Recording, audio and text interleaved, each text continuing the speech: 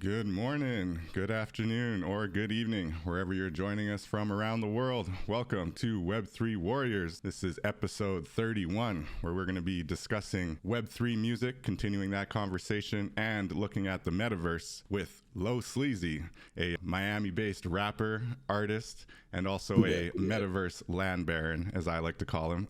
Welcome, Low. How you doing? What up, what up, what up, what up? What up? He's joining us today as his Bored Ape. We were trying to get him on video. I appreciate that, Lo, but it's gonna have to be the Bored Ape today.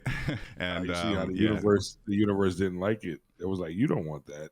Yeah, the universe said otherwise, apparently. So that's all right. He's gonna be our second guest to join in from an avatar. And, Bored Ape, also, as far as I know, you're our first Bored Ape guest, as far as I know. Oh. It's possible other guests had one and just didn't tell me, but so I'm really looking forward to the conversation, man. Web3 music is the topic, as well as the Metaverse more broadly. We had Akeem Draper on last week, who has a lot of, music industry experience, and he's bringing it into this space. And he has a long history, actually, in blockchain and understanding the ramifications and the impact that Web3 and that blockchain peer-to-peer creator economy can really have. With that, we're continuing that conversation. We referenced you, Lo, last week when I was talking about how, I kind of came in from the gamer space. I came in because I thought the Metaverse was just so appealing, and the idea that I could actually own these digital assets in my own wallet and actually have like real world ownership of them was just like mind-blowing. But then I think I stuck around for the culture, and one of the main reasons, or big reasons behind that, was your room with the blockchain gospel, and really just understanding the cultural impact and the fact that, a lot of artists, creatives from different backgrounds can actually come together on the blockchain and support each other and collaborate. And we found like minds, people who love hip hop, people who love music, a lot of creative types who just want to philosophize and talk and, think about the future and where it's going. So all of that was kind of found at Blockchain Gospel. And so while I love the gaming space and I love the Metaverse, there's still a lot of evolution, I think, to go on that side of things. But when I look at what's happening with music, and specifically with artists, and whether it's spoken word, even like all different types of creativity on the blockchain, is just really profound. So that's what's kept me around. The Metaverse is still, I love voxels. I love a lot of the metaverses that are out there, but as a gamer, I'm definitely still hoping for that more immersive and more kind of exciting gamified experience in the metaverse, while still having kind of that digital ownership. But I know it's coming, and voxels has some pretty cool stuff on their way with that as well. So with that in mind, it's awesome to have Lo here, because I know, Lo, you've got a lot of different metaverse spaces. You've kind of, like I said, you're a metaverse land baron of sorts. And I really want to pick your brain about why you decided to take that angle. You clearly have a lot of faith in the future of the metaverse, but also on the music side, having been a rapper IRL, having, that experience in that space, the music industry is very unforgiving. So I know you're coming into Web3 and into the blockchain with a lot of that lived experience and seeing the value in it. So with that, maybe before we get into your specific projects, of which you have many, I would love to hear just how you got into Web3 and how you got into the blockchain. So welcome, Lo. Please share a little bit of your background, what brought you to Web3, and thanks for joining the show. Right. What's going on? So, a little bit about me. I am a lifelong creative and entrepreneur. I sold candy in the second grade and comic books, you know what I'm saying? I've always been a hand-to-hand transactor. I always sell things to people. I have been offered 5 record deals in my life. The only one I signed, they ended up not countersigning, and it never went into effect. I was in a rap group in the late 90s, early 2000s called 45 to Life. We were moderate local successes in South Florida and various regions. I was one of those dudes that soon became a cliche that was out there selling CDs in the middle of the street. Can't knock the hustle, Yeah, knock the hustle. I mean, that was the way I actually started getting some real revenue out of the music business. And how I got into Web3 is, like I always say, hip hop is crypto and crypto is hip hop. Web3 built up around me, right? I didn't have to get into Web3. We are Web3. right? I think it is the extension of the ethos of hip hop of, I like to say, fuck that, right? We are the people who sold our shit out the trunk. We didn't sign record deals, right? We when I say we, I mean people who think like me. We always laughed at people with record deals because we knew you wasn't getting no money. And then as time went on, as you know, everybody has that legendary story of, oh, I signed a bad deal because I didn't. You signed a bad deal because you're dumb. Let's keep it real. Like, you got people no empathy. they No don't want to empathy have for those those hard guys. truths. They don't want to have those hard conversations, right? Because the people that weren't dumb are billionaires, right? You look at Jay, you look at Kanye. The people that aren't dumb handle their business. You know what I'm saying? No, they made sure they got their real percentage. Exactly. You look at somebody like E40. You look at somebody like Luke. You look at somebody like Hammer. You look at somebody like Master P. Like, the list goes on and on and on and on, right? Legends. So there's no excuses, right? You look at somebody like Ice Cube, who was 16, 17, 18 years old and knew better than to sign that shit. He was like, yeah, we can make this, but I ain't signing that shit. You understand what I'm saying? Yeah. And then even when he tried to get messed around, pulled around by the record labels, he wasn't having it either. You understand what I'm saying? So I come from that era, and I come from watching those people, right? And all the independents, like the Buckshots of the world, right? The Jay-Z's of the world, and I'm seeing that the Cash Moneys, the No Limits, and I'm seeing that, and I'm understanding that I don't have the leverage to do that, but I'm comfortable enough to wait. And so, as someone in their 40s who's looking at the NFT market emerging, and I see what's happening, and I actually end up having more success as an NFT musician than I ever had as a traditional musician, right? Yeah, that's fascinating. So, like, how do you think that happens? You know, do you think that it was really just kind of the way you built community within the NFT space, or do you think that experience, you know, coming from that background you just described, really helped you in the Web3 space? I would say it helped me to recognize the Web3 space for what it was when other people kept thinking it was something new, right? I don't think it's something new. I don't think it's even innovative, right? I think it's something that's been on the edges of society for the last 25, 30 years. And as a consequence, the edge moves to the center, you know? And and even still now, we're not really mainstream, right? We're still a fraction of the population. Yeah, small fraction.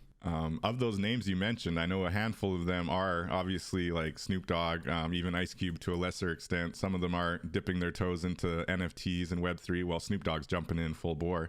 But how do you think that, to your point about hip hop is crypto and crypto is hip hop, how do you feel about some of those bigger names jumping into Web3? And do you think they're, you know, doing it for the same reasons? Do they see that, basically what you just said, hip hop is crypto? Do you think they see that connection, that hustle mentality? Yeah, some do.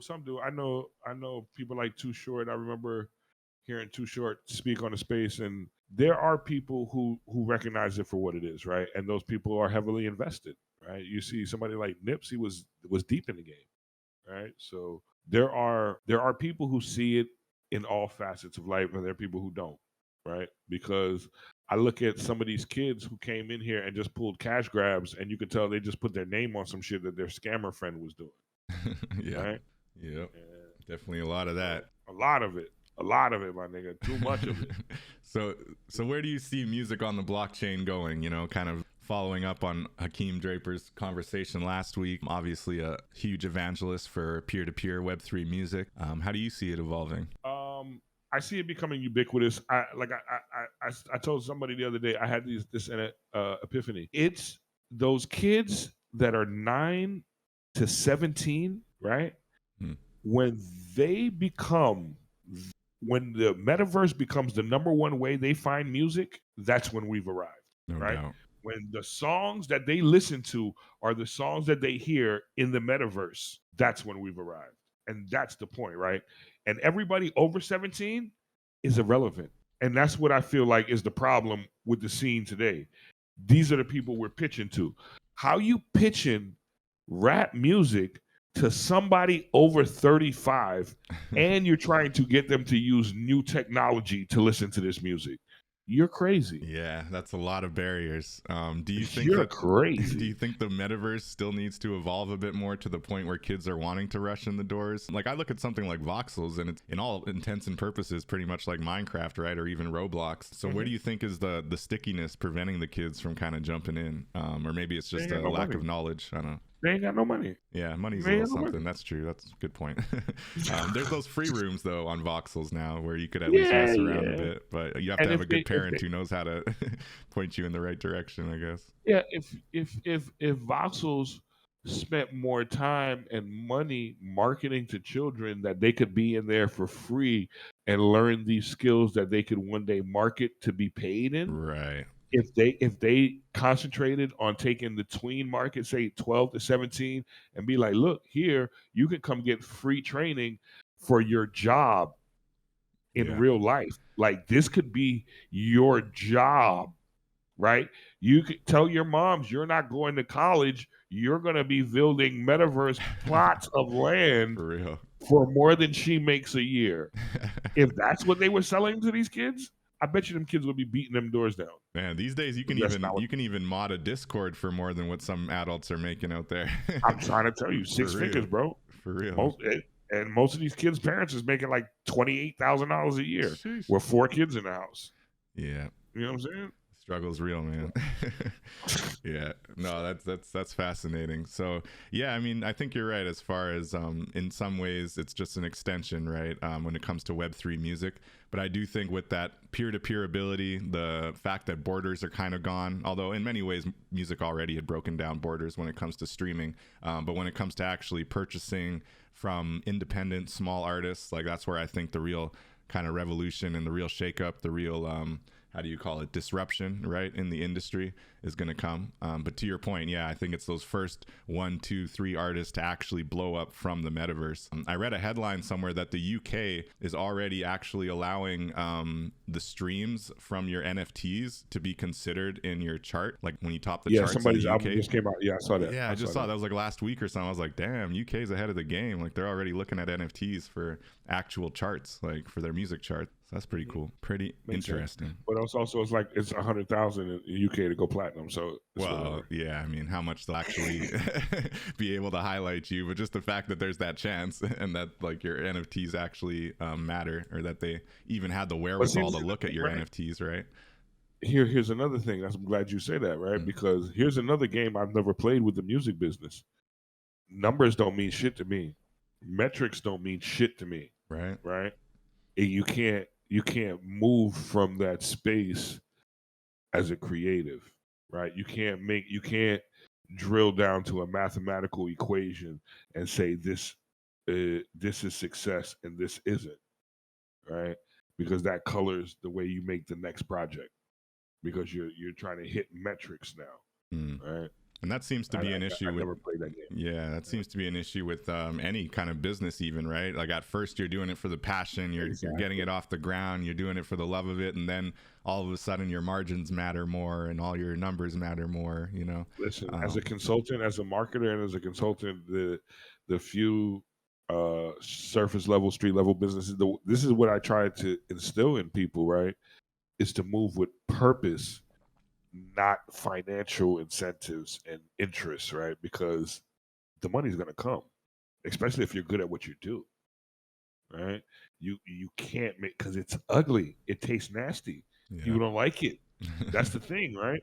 It actually gets in the way of your money when all you're thinking about is your money. That's the truth, right? Because everybody else around you, like, it leaves a sour taste in their mouth. And it becomes obvious, right? Because you don't seem as passionate. You don't seem as like genuine. It's just like, yeah. That's part of but that's always part of a business struggle. But I do think it's real in Web3, especially when you have this potential, right? That's why they have the concept of rug pulls. Some rug pulls are unintentional, you know, but people go into a project saying, oh, you know, I really want to do A, B, C, and D. We just need to sell all these NFTs. And then they're lucky enough to actually... Between a failure and a rug pull, right? There's a big difference between a failure and a rug pull. That's true. And an overestimation of one's abilities and a scam, right?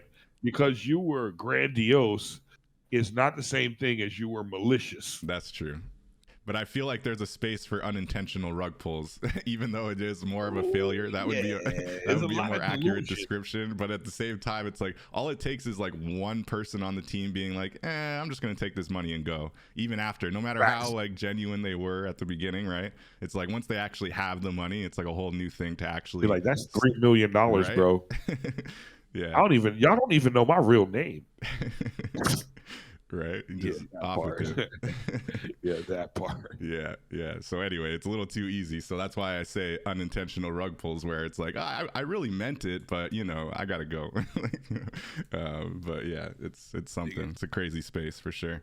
I was gonna ask you, when it comes to Web3 musicians, and obviously yourself, you got Kane Mayfield, Black Dave, Latasha, like a lot of really cool hip hop, R&B, well, mostly hip hop that I've seen so far, acts kind of coming out of the space and finding success and being able to sell NFTs, like you say, make more money in some cases than any industry or mainstream opportunities that may have popped up. Are there any that really wow you that you think the audience should like look into, or anyone you want to recommend? Not to put you on the spot. To be fair, that is one of the projects that I'm working on. Yeah. I'm working on this thing I call Yo NFT Raps, where we're going to be curating the best hip hop that we can find around the world. Strictly on the blockchain? No. Okay. Right? No. What I want to do is convince them that they should be on the blockchain. Well, that's a much heavier lift. Isn't it? Yeah. But you're just gonna keep highlighting what I think is good music, and hopefully they end up on the blockchain and motherfuckers remember where they heard it first. Yeah, I have a couple ideas. You know me, I'm an idea machine. Definitely got no shortage of projects on the go. Trying to narrow down which ones to ask you about first has been a little bit difficult. But I do want to get into the Metaverse conversation before we talk about your specific projects, because you do have some really cool projects on the blockchain, some really awesome pieces of art that I'm showing currently on the stream. I got a giveaway too.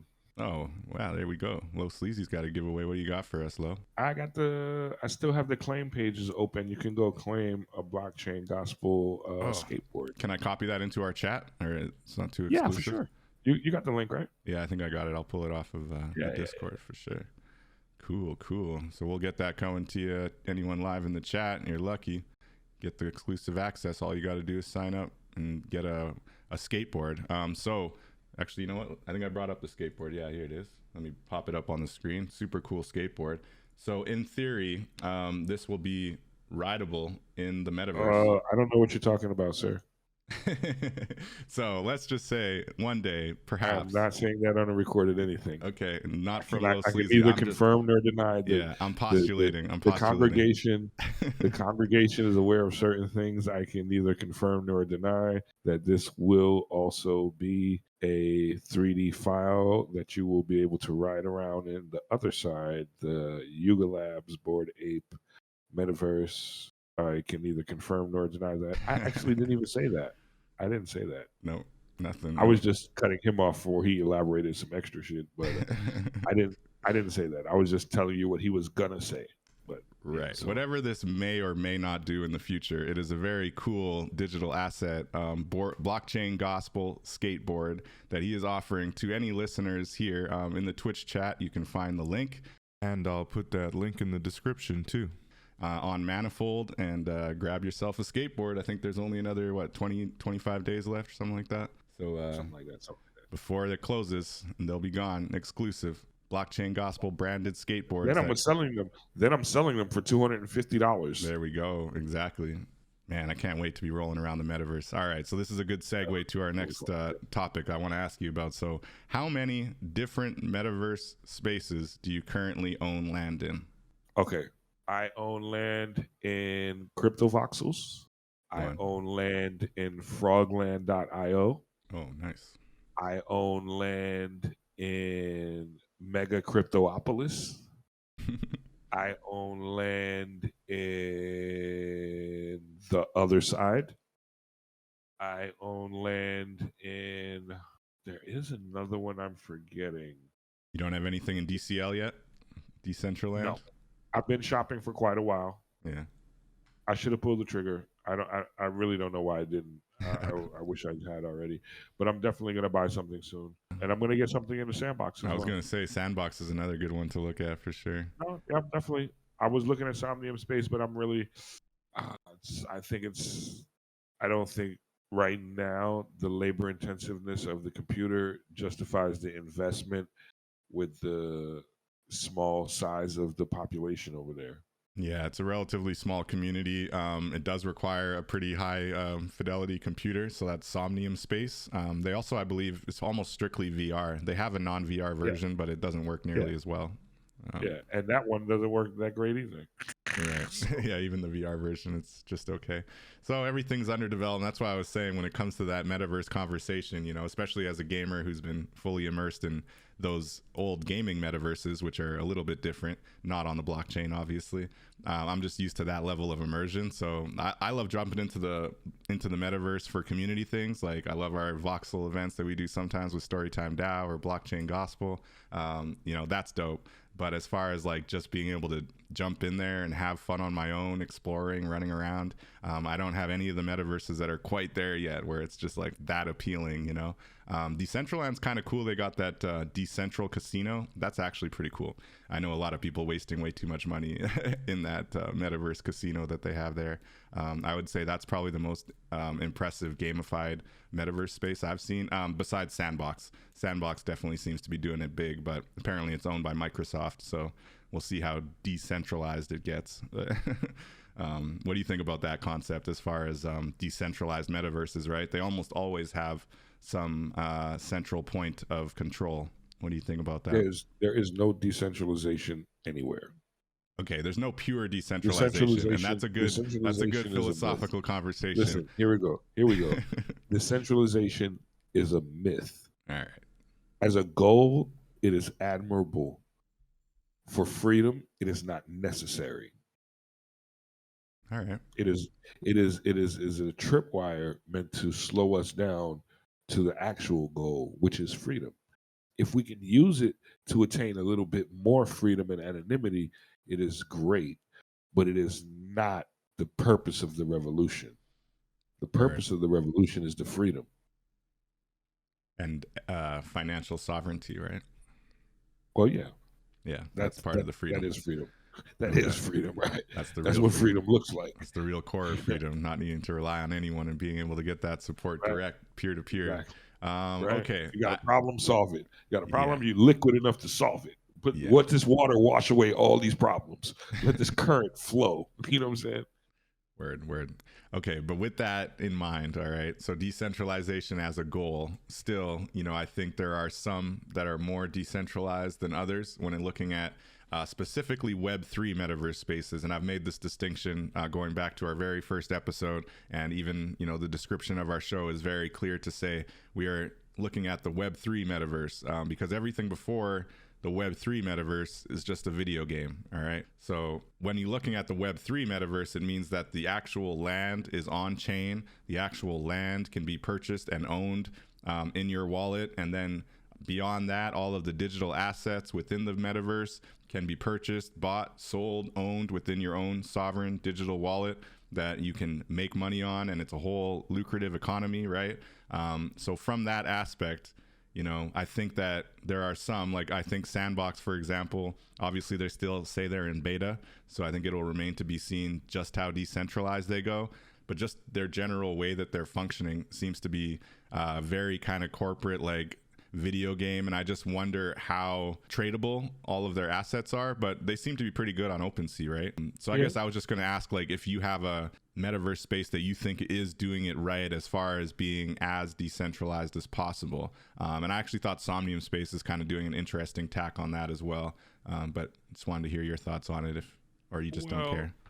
Well, I guess the you know, DCL and Sandbox, I think they both have tokens and voting on chain, right? Like there are DAOs that are controlling the Does actions. Sandbox have that too? I knew Decentraland does. I think so. Yeah, okay. I think Sand. Yeah, right. Okay. They're using Sand. That's how you buy it. Yeah, they do have their currency. I knew that. I just didn't know if they had the DAO governance or like board. I'm not positive, but I think they do as well. Okay, cool. And something to look into. It's cool. It's cool. It's I also have I don't think we've seen Facebook yet. I still think that we're on MySpace, whatever we're on. I Oh, think DCL but might be Facebook can't be the MySpace Facebook, man. They can't and do it Crypto twice. They Voxels can't. They can't might be do it Black twice, Planet. man. Huh? I said Facebook can't pull another Facebook and kill the metaverse like that. No. What I mean by that is like I don't think that the Facebook to MySpace has happened yet. Right. No, Right? I'm with you. That was my point about the evolution of the metaverse for sure. Yeah.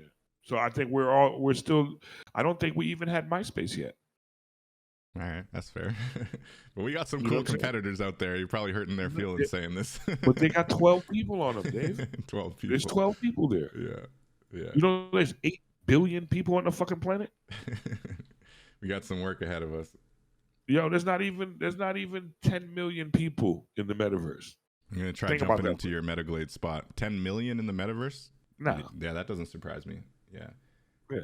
And So especially that's now what- we're at a quote unquote bear market, right? Right? So there's like literally nobody here. Statistically, there's nobody here. Like actual factual, right? There's nobody here. So with that in mind, would you say now is the best time to build because of that? Eventually they're going to rush back in. Well, not back in, but they'll rush in. Absolutely. Right? When is there a better time than when there's nobody in line? Word.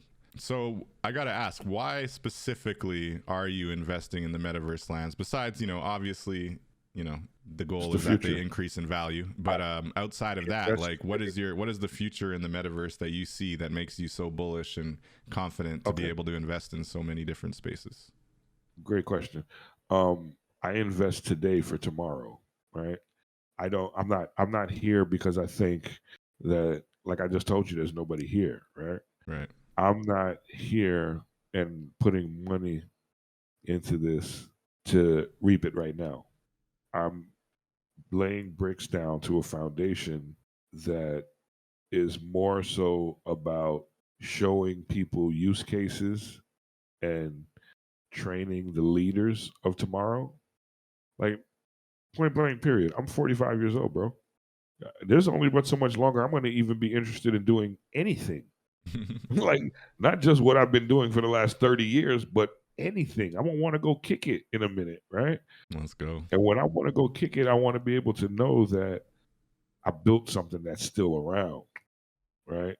And the way I did things is being replicated, right? Because there's not a lot of people who move the way I move.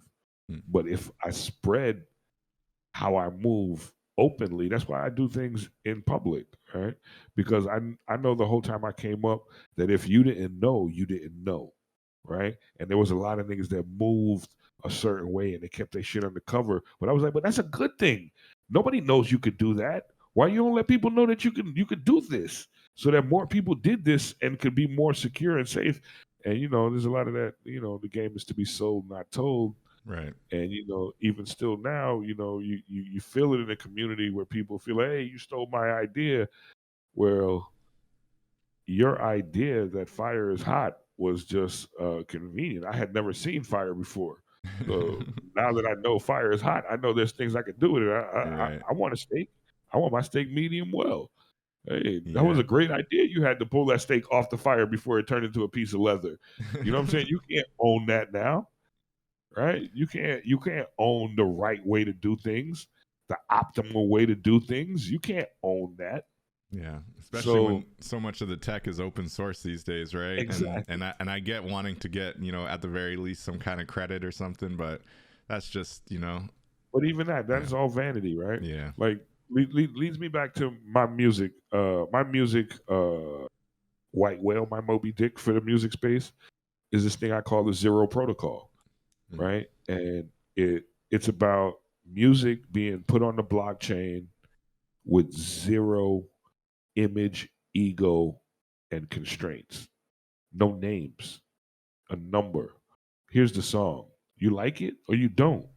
Because people tend to like songs because they're from certain people.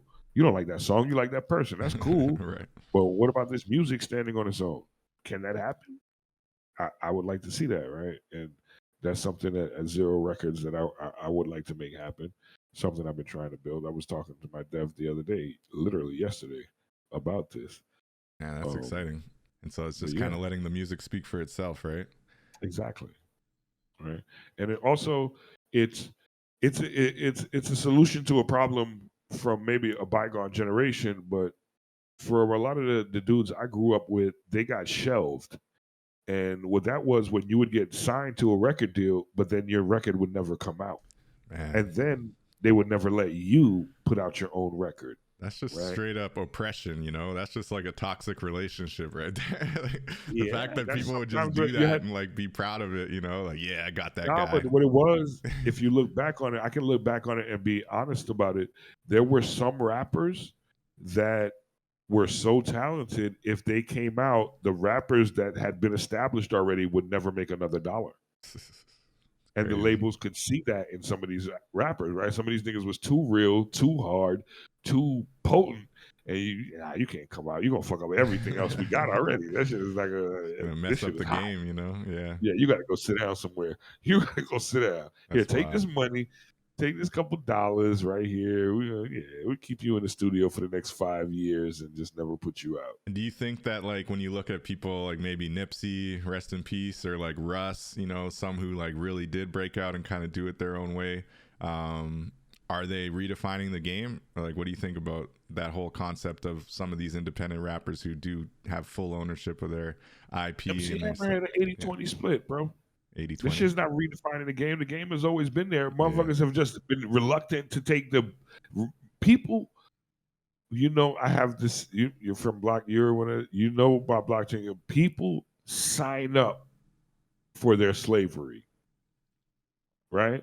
People, and there is a common theme that runs in hip hop where, oh, you know, you got to get fucked on your first deal, and then you can renegotiate after you blow.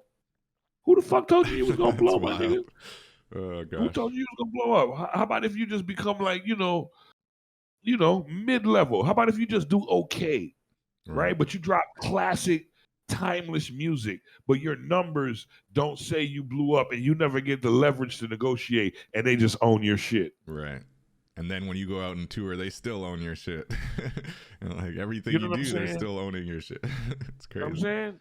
So I mean, that's the promise of Web3 music, right? The promise of Web3 music is that I can have 1,500 core fans and make more money than someone who sells 2-3 million units. That's what's up. That's what's up. That's the promise. And that's powered by the peer-to-peer blockchain support, right? On the blockchain through NFTs, through music. Out of these music platforms, do you have a favorite right now? I know we talked about Emanate last week and a couple others, Audius. The other day, right, on Reddit, and the answer is the Ethereum blockchain. That's it. The number one platform for selling music in the world today. The Ethereum blockchain. So don't go to Emanate. Don't go to any of these, platforms trying to go everywhere. I go everywhere, okay. But I'm telling you, the number one platform for me selling music in the history of low life, aka Low Sleazy, selling music, number one, the Ethereum blockchain. That's not powerful. OpenSea, not Manifold, not Nifty Kid. The Ethereum blockchain itself. That's it. You're gonna have a huge fan in Vitalik after that. We're gonna DM this to Vitalik, be like, hey, Ethereum blockchain music. Let's get this going. Promo. Number one, bro. Low Sleazy's your man. Low Sleazy will go out there and ring the bell for everybody. Get a bunch of new musicians on the chain. Yeah. I'm not an ETH maxi either. Believe me, I'm working on Counterparty, and I believe that Counterparty is an efficient place to sell music as well. And Tezos is the first chain where I sold music, and I did well over there. But what I'm saying is that Ethereum possesses the potential to be the number one, I would say, discovery tool for new music moving forward, right? Because what I think should happen is you should have those ETH NFTs first before they get released to the general public in all the other traditional ways, right? Take all the crumbs too. I'm not saying don't take those crumbs, right? But bake these ETH cakes and get that real money. Solid first, analogy. And let that success drive that other shit over there, right? Because now you're gonna be, those are those crypto musicians. Oh, they getting that crypto money. And you're gonna stand out from all of these other people who are paying to be in that ecosystem. Right? That's amazing. You don't have to do that. Dropping gems right here. That's what's up. And Counterparty, you mentioned, that's the Bitcoin one, right? Yes. Yeah, and that's doing music specifically. And Tezos, yeah, is an interesting one. They were always having pretty good multimedia options for their NFTs. But yeah, the Ethereum blockchain, you know, it's very malleable.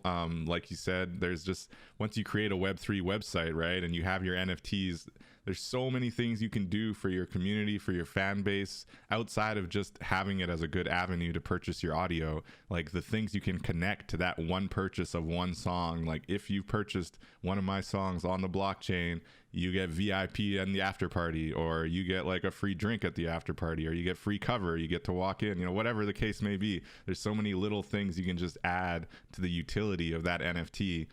That's just really fascinating, I think. And I know that there, you know, for example, maybe you could do that with Tez, and maybe you can do it with Counterparty, depending on your wallet functionality. But I do think that, to your point, the Ethereum blockchain is just evolving at such a rapid pace, and the amount of tools, you know, smart contract tools, Web3 website tools, Metaverse tools that you can integrate with your NFTs is just wild, right? Mm-hmm. Yep.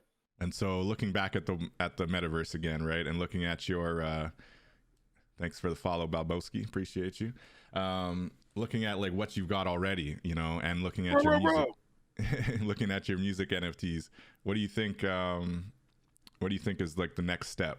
Where do you see it going as far as combining the two, your music NFTs and your parcel? Well, I have a couple of music NFT projects coming out. I got something that me and Kane are working on. It's called Blockchain Jewelry. Let's go.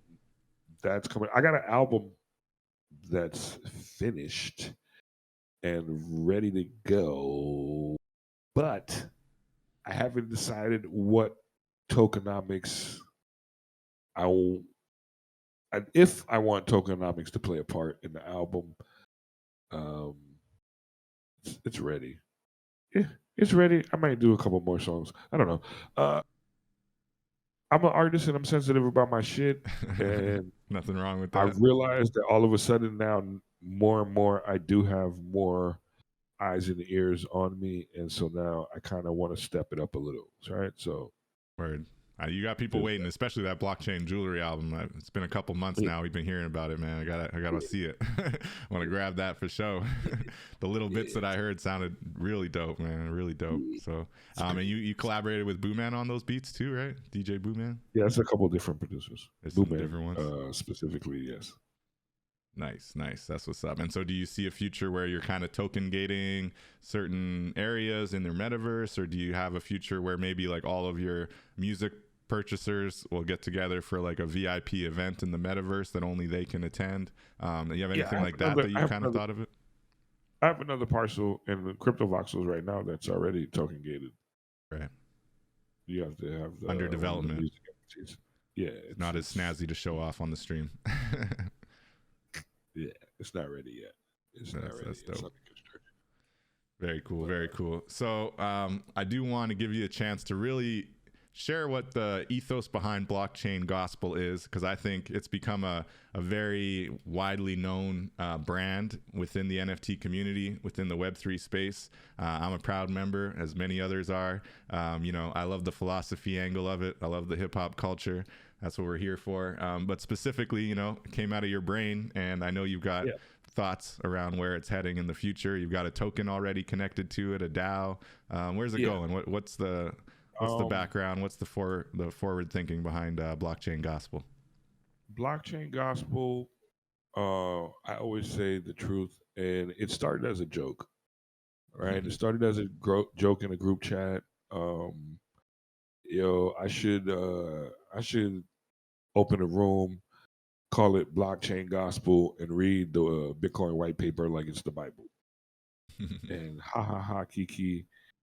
And 5 minutes later, I I was like, oh no, I'm definitely doing that. 100%, I'm doing that. I'm doing that for real. Right.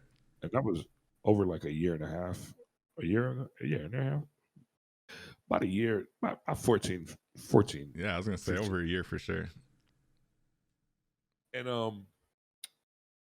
it started with this thing that I used to say way before, and it's that freedom is my religion.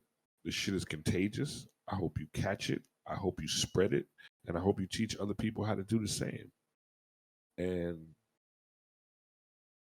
funny enough, I grew up in a church. My mom's is a pastor, and it's a religion now.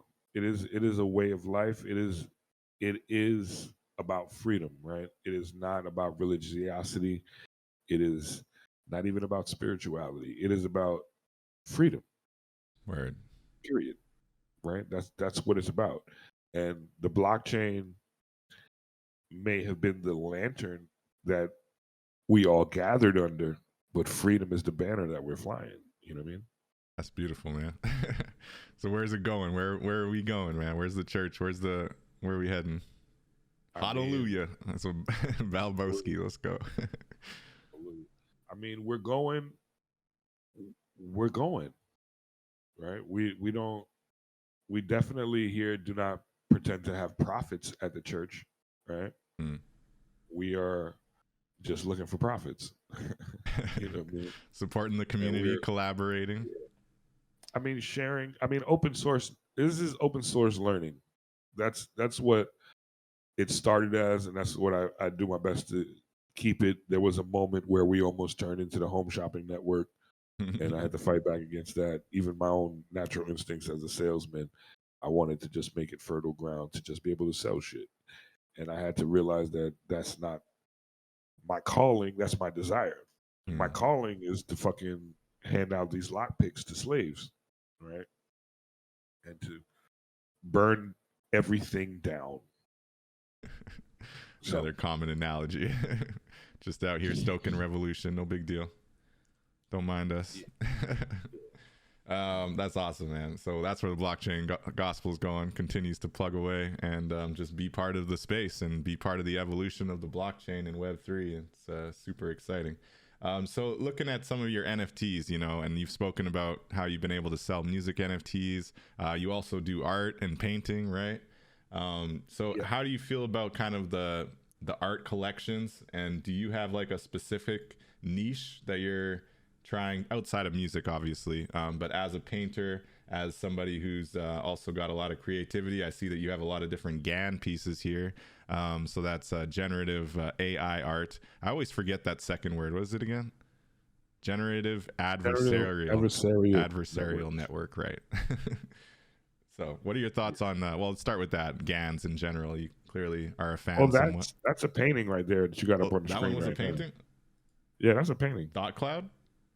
Yeah. Dope. That's a painting. Dope. All right. Well, that's dope. You know, I'm a fan of the brushstrokes. So, but the other ones you had in this collection are almost all GAN, right? Most of them, I think. Yeah. If you go to the Meta Moments too, those What's this one? This one's real nice. It's supposed to be like an ode to Haiti or what? Yeah, those are all GANs. If you go to Let's Get Phygital, I love that one. Right. I love this. I'll go there. This is one of my favorites. Gotta go back to your creations. Let's Get Phygital. So explain the ethos behind Let's Get Phygital, and maybe even recapping what phygital means for our audience. Anyone not aware? Okay, so phygital is the marrying of a physical and a digital product. My gallery is called Phygital Miami because I sell NFTs and I sell paintings, right? So it's a thing that when I heard it, I knew that it was my future. The first time I heard that word, I was like, oh yeah, that's what I do, because you know I'm a digital artist and I'm a physical painter.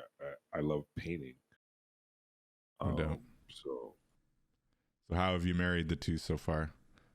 Trying to find your Let's Get Phygital collection. It's not showing up. I wouldn't say that I've married them as much as I'm running on parallel tracks.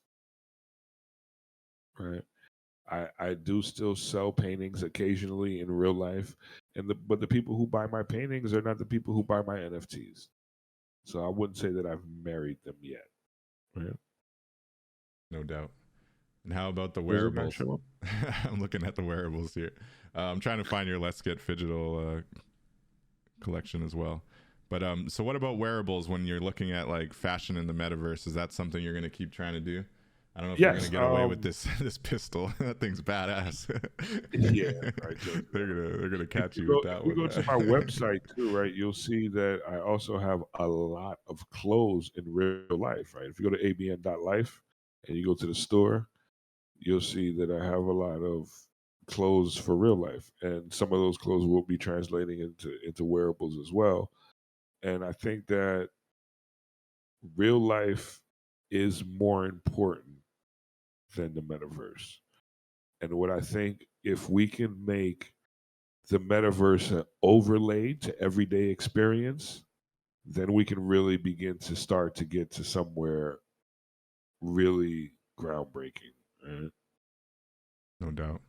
Yeah, and I think Yes. I was in a room with Ope. Shout out to Ope, leads tours in the metaverse and always looking at fashion. And she was speaking specifically about the idea that, you know, a lot of fashion designers, especially when they're just kind of blowing up, like it's seen as a good thing to be able to give like a really unique piece to a celebrity, and often they're not even paid for it. Like they just get to brag that they gave it to the celebrity, right?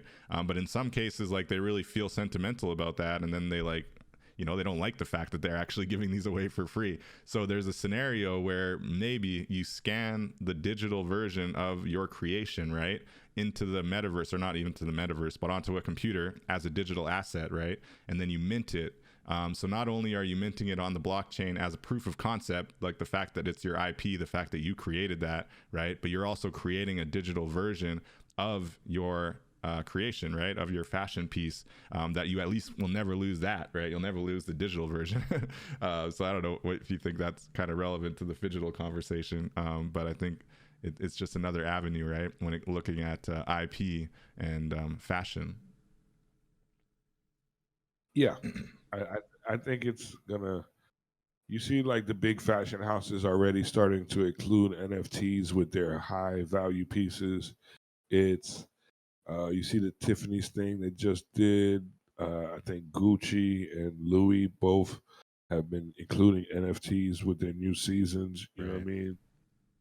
Um, I think it's inevitable, right? I think your fucking social security card, your ID is going to be an NFT. The deed to your house is going to be an NFT. It's going to be Well, ubiquitous. if Vitalik has anything to say about it, that'll definitely be the case. Well, Your soulbound, now your here's the soulbound thing: tokens, your soulbound sin. nobody's sure that Ethereum won't be the MySpace, and there's another. Is it all of this stuff we're talking about won't be based on a CBDC instead of Oh ETH, gosh, right? well that can't be the Facebook though. CBDC is not even crypto, right? Like that's not a solution for But these those of us people, but here for listen, the that's why revolution. if we could trust these people, we wouldn't be leading a revolution now, would we? No, You no. So CBDC, for our audience, just to define, central bank digital currency is essentially, you know, we've already seen it in China. America's working on it. I think Europe already has one. Essentially, again, central bank digital currency. So very different than a real decentralized digital currency like Bitcoin or Ethereum, but it uses the same technology, which is the distributed ledger technology. And so it is technically blockchain, but it is not decentralized, and it does not solve a lot of the issues that Satoshi's white paper first outlined when creating Bitcoin. If anything, it's really just taking the government with all of its flaws and all of its inflation and all of its kind of made up value around some of the fiat currency and putting that on the blockchain, flaws and all. So I don't think it's a solution, and I hope that the industry does not move in that direction. But I'm sure if the American government had it their way, that would be the move. Yeah, what do you think, Lo? Where are we heading? man, where do I want us to head, or where are we probably going to head? These are two different questions. Where do you want us to head first? Let's try to not be cynical. We like to be hopeful here. I want us to head to a land of anarchy. Come on. Anarchy, that doesn't sound hopeful to me. Why not? I don't know. I'm not an anarchist. Beautiful. Well, neither am I. All right. But I feel like that's what it's going to take for people to snap out of it and realize that they can control their fucking destiny and put some order into the world, right? Because I feel like what we have right now, this free range slavery, is too comfortable.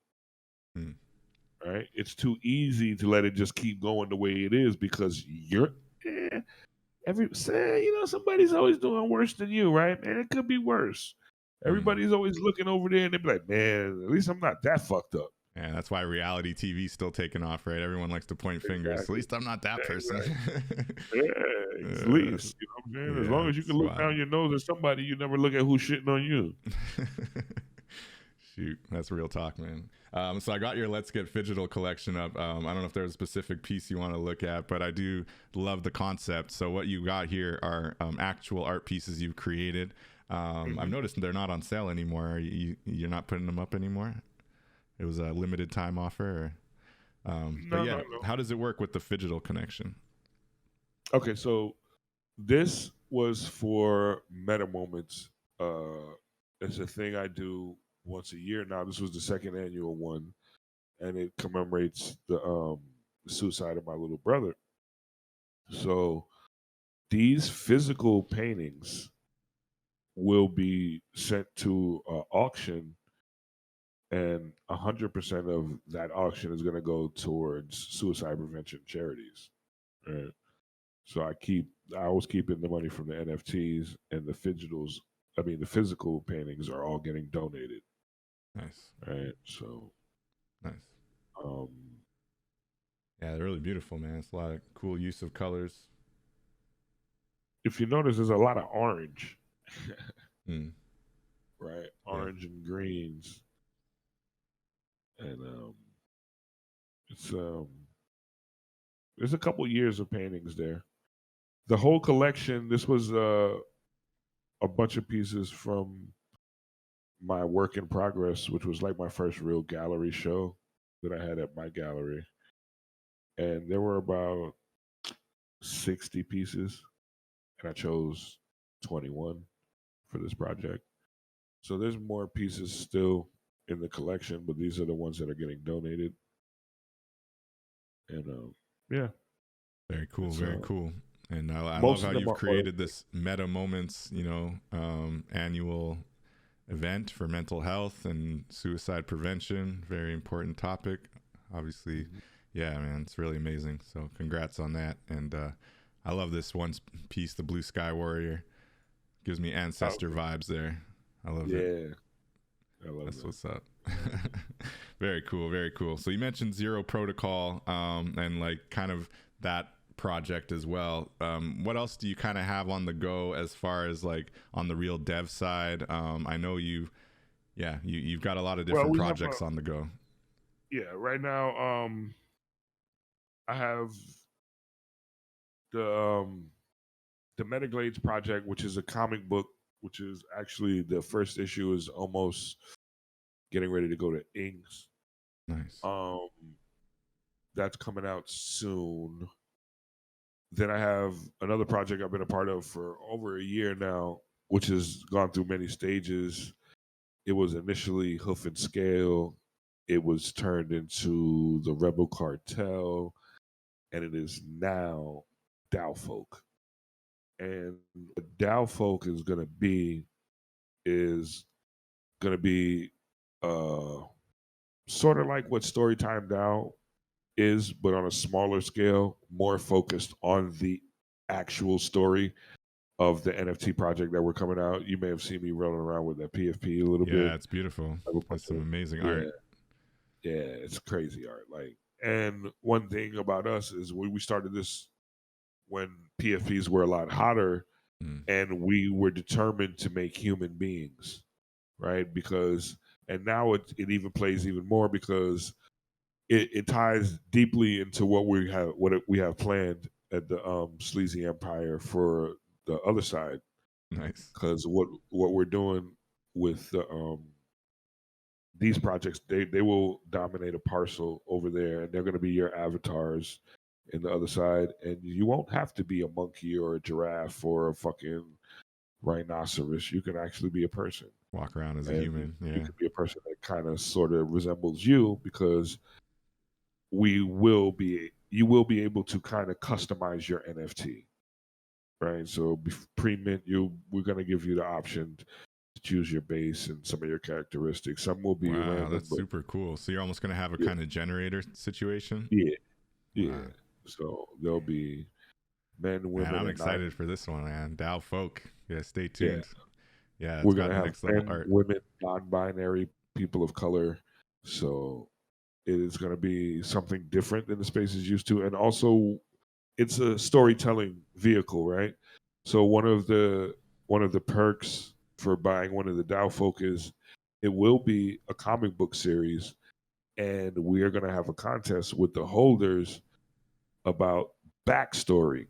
So Nice. if your backstory is chosen, that will be the backstory of the main character, right? And That's so there's a cool. potential of us licensing certain characters if there are if the community is engaged with what you as a holder are doing with your character, we can incorporate it into the comics. So what we're building is Marvel on chain, right? So we're building a comic book company with the DAO Folk. That's what Marvel DAO on Folk. chain. There we go. That's a good goal. And you know, I have no doubts about your team. I know you guys are in it to win it. So it's like it's really cool to think about, yeah, having that collaborative opportunity at the community level. I've seen a couple other projects doing that really well, and you can do things where you have like art derivative contests and stuff like that too, right? Where people kind of like do their spin on the art, and that always helps kind of gin up excitement. And then you get a lot of other artsy folk in there too.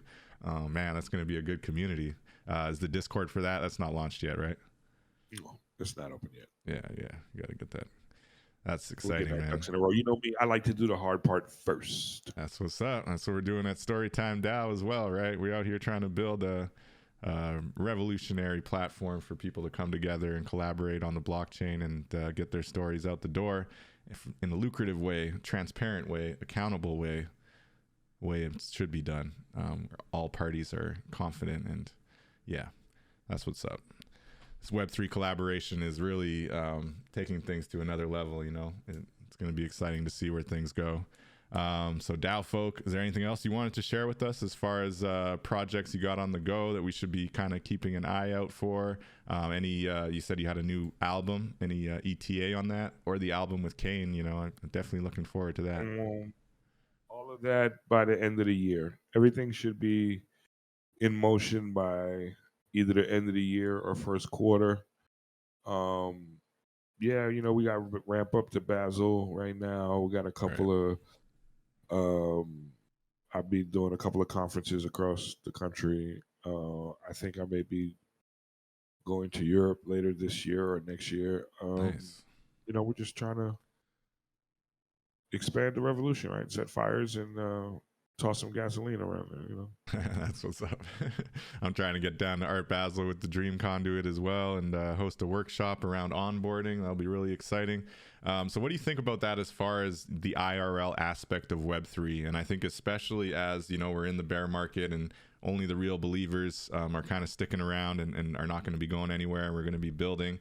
What do you think about, you know, where things are going and the need to actually, it's not even about onboarding, I think, as much as it is about showing that we're actually real people and like connecting with other Web3 people in real life. How important do you think that is? And do you think that it's, you know, going to only increase from here? I know it was cool to meet you in New York, for example, and a bunch of others from Blockchain Gospel, Storytime DAO, and it definitely made everything a bit more real, right? A bit more like, yeah, we're going to do this. Like, let's get this off the ground, you know? So what do you think about that? Is that going to be increasing, you think? I think my experience at the Dream Conduit and the Sovereignty Conduit in particular that I lead has made me look at the mission less about onboarding and more about vetting and training onboarders. Right now, I feel in this bear market is not the time when we need to focus on onboarding new people who are struggling financially. It is the time to take the people who happen to have survived this crypto winter unscathed and convince them that they need to shepherd that next wave in, that they need to stand at the gate. Like, it's their responsibility now now it's your turn, right? Now it's your turn to stay here for hours and hours when that next flood comes, because they're gonna come back. Yeah. And when they come back, it behooves us to not let the same fuckery go on. I don't know. Right. That sounds like a tall order, though. It is. Is it our job? But yeah, It's I not. agree, though. No, I It hear is not you. our job. Yeah. It is not our job. It is our calling. And Right, those right. who are called know who they are. Right. It's Yeah. fucking frustrating. It's aggravating.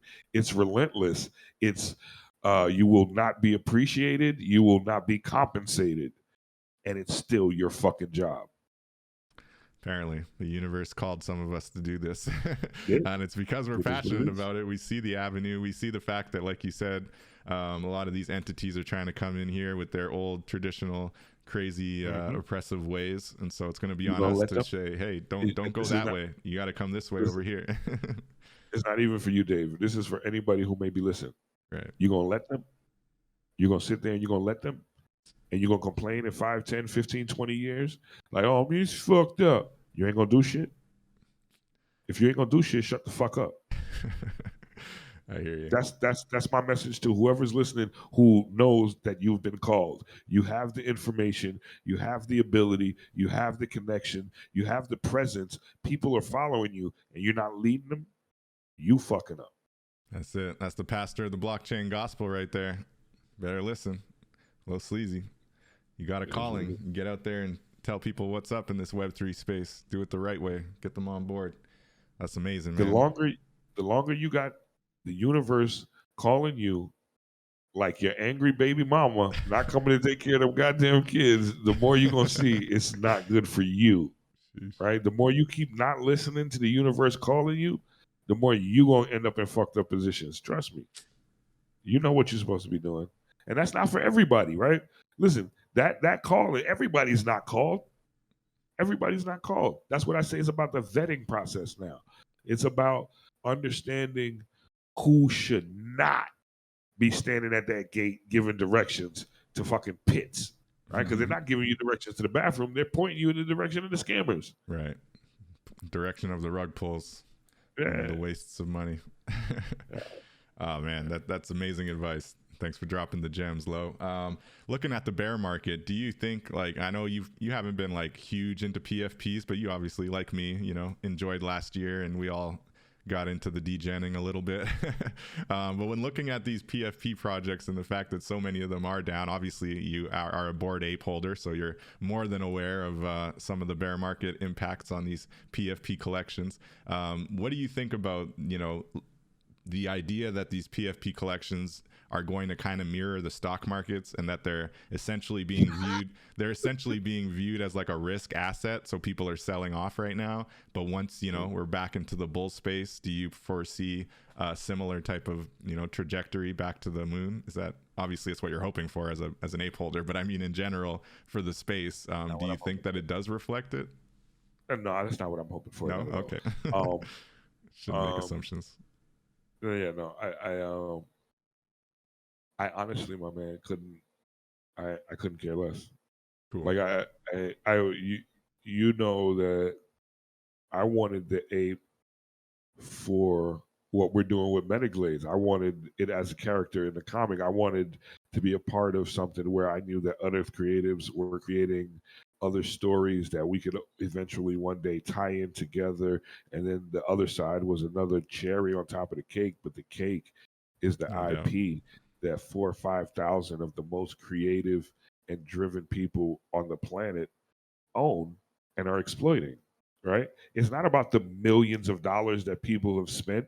It's about the people that got them when they were $200, $500, $1,000. We're talking to one of those right now. And put their whole life into developing something with it, right? That's what an ape is about. And nice. I think that there will be other projects that create that kind of momentum. I'm hoping that DAO Folk would be one of them. I'm hoping that Storytime DAO will create several of them. Right. But I don't think it's about a PFP. I think it's about a team, a dream, and some motherfucking cream, some money, right? You know Team, a dream, and the cream. Let's go. Yeah. So, like, I think that will happen again. I think that blockchain gaming is probably where it's going to happen. I think that Web3 music is probably where it's going to happen. I think blockchain porn is a definite. Come on, Low. No, I mean, like being real, what's going to take this space to the next level is everything that we do in real life being able to be done in the metaverse. Let me be able to go up to the kiosk in crypto voxels, order some food, and it translates to Uber Eats, and that shit pops up in my real life. Wow. Let me be seamlessly not having to come out of the app. Right? It's the matter of time, man. That's a matter of time. But when we come to that place, that's whoever's listening right now, right? That cliche, we're early. Mm-hmm. We're supposed to be the JP Morgans, the Andrew Carnegies, the Mellons, right? We're supposed to be the captains of this industry. That's what you should bend your will to. That's why I strive to be a metaverse land baron. That's why I want to develop this land, because whether it hits or not, I'll be positioned for the next thing, and then the next thing after that, and the next thing after that, right? Because it's a frame of mind, and it's about time in the market, not trying to time the market, right? I'm just here. That's what's up. Not trying to time the market. You're spending the time in the market. Man, you're just dropping bars on bars. This is what happens when we get a Miami rapper in the building. Just dropping the gems, man. I love it. And on your point about, trying to keep doing more stuff in the metaverse and being here when the rush comes in, we are talking about doing some esports. If you look at the screen right now, I was thinking we're going to run some esports right there on that stage down there at the Metaglaze spot. One of many content pieces that Low is down for doing. I know he's got some fashion going on in here. He's got spoken word happening on Saturdays. So there's a lot already popping off in the Low Sleazy sections and the Metaglaze and Storytime DAO. We also have our community rooms every Wednesday on Storytime DAO, community engagement, 3 p.m. Eastern.